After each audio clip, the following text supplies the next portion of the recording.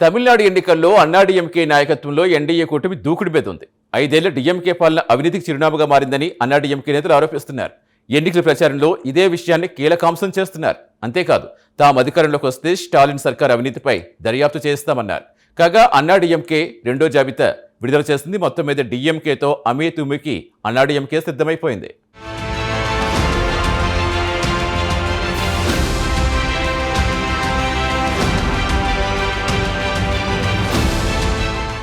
ఏప్రిల్లో జరగనున్న తమిళనాడు ఎన్నికలకు అన్నాడీఎంకే నాయకత్వంలోని ఎన్డీఏ కూటమి సన్నద్ధమైంది.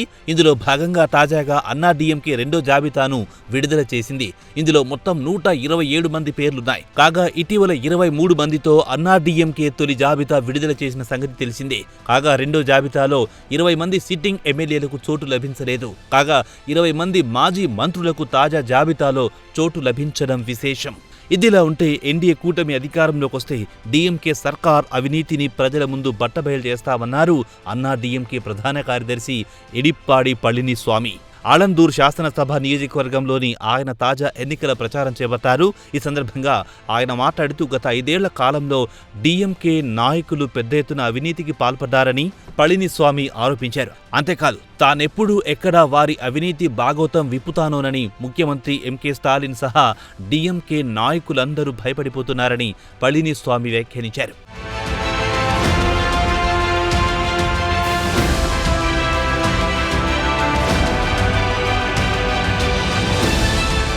కాగా ఒక్క మున్సిపల్ నిర్వహణ శాఖలోనే దాదాపు 1000 కోట్ల రూపాయల అవినీతి జరిగిందని పళనిస్వామి ఆరోపించారు.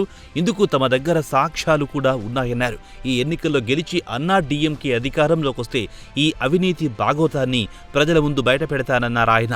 అలాగే మధురై, దిండుక్కల్ మున్సిపల్ కార్పొరేషన్లో 200 కోట్ల మేర అవినీతి జరిగిందని పళనిస్వామి ఆరోపించారు. మొత్తంగా 5 ఏళ్ల డీఎంకే పాలనలో అవినీతిలో కూరుకుపోయిందని పళనిస్వామి ఆరోపించారు.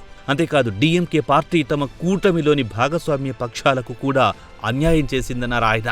భాగస్వామ్య పక్షాలకు సీట్ల కేటాయింపులు కూడా సరిగ్గా చేయలేదని పళనిస్వామి ఆరోపించారు. అంతేకాదు, సీట్ల సర్దుబాటుకు దాదాపు 1 నెల రోజుల సమయం తీసుకున్నారని స్టాలిన్ను ఆయన ఎద్దేవా చేశారు. అయితే సీట్ల కేటాయింపులో తమకు న్యాయం జరగలేదని భాగస్వామ్య పక్షాలు ఆవేదన వ్యక్తం చేస్తున్నాయని పళనిస్వామి ఆరోపించారు. ఈ నేపథ్యంలో డీఎంకే కూటమి భాగస్వామ్య పక్షాల అధినేతలు పైకి నవ్వుతున్నప్పటికీ లోలోపల బాధపడుతున్నారని ఆయన వ్యాఖ్యానించారు.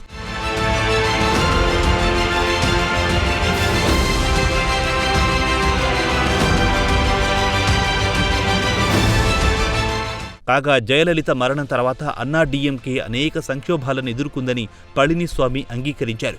ఇందుకు పార్టీలోని కొంతమంది ప్రముఖులే కారణమని ఆయన వెల్లడించారు. అంతేకాదు, ఒకవైపు పార్టీలో కీలక పదవుల్లో కొనసాగుతూ మరోవైపు పార్టీకి ద్రోహం చేశారని పళనిస్వామి మండిపడ్డారు. అయితే ఇలా పార్టీకి ద్రోహం చేసిన వారిని ఆ తర్వాతి కాలంలో గుర్తించామన్నారు. అయితే పార్టీ ద్రోహులను ఆ తర్వాత కాలంలో బయటికి పంపించేశామన్నారు ఆయన. కాగా ఇప్పుడు సుశిక్షితులైన కార్యకర్తలు మాత్రమే అన్నాడీఎంకేలో కొనసాగుతున్నారని పళనిస్వామి వెల్లడించారు. కాగా 5 ఏళ్ల డీఎంకే పాలనలో తమిళనాడు ఏమాత్రం అభివృద్ధికి నోచుకోలేదని పళనిస్వామి ఆరోపించారు. అంతేకాదు, తమిళనాడుకు కొత్తగా ఒక్క ప్రాజెక్టు కూడా రాలేదన్నారు. ముఖ్యమంత్రి ఎంకే స్టాలిన్ కు తమ కుటుంబాన్ని రాజకీయాల్లో ప్రోత్సహించుకోవడం మినహా తమిళనాడు అభివృద్ధికి సమయం సరిపోలేదని ఆయన ఎద్దేవా చేశారు. దీంతో తమిళనాడు అనేక రంగాల్లో వెనుకబడిపోయిందన్నారు.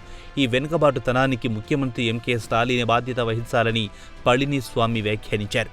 అంతేకాదు, ప్రజాస్వామ్యంలో వారసత్వ రాజకీయాలకు చోటు లేదన్నారు పళనిస్వామి. ముఖ్యమంత్రి ఎంకే స్టాలిన్ తన రాజకీయ వారసుడిగా ఉదయ్ స్టాలిన్ తయారు చేసుకుంటున్నారన్నారు. ఈ విషయం అందరికీ తెలిసిందేనన్నారు. కాగా ఇప్పటికైనా డీఎంకే వారసత్వ రాజకీయాలకు ముగింపు పలకాలని తమిళనాడు ప్రజలను పళనిస్వామి కోరారు. మొత్తం మీద డీఎంకే పాలనపై అన్నాడీఎంకే సమరభేరి మోగించింది.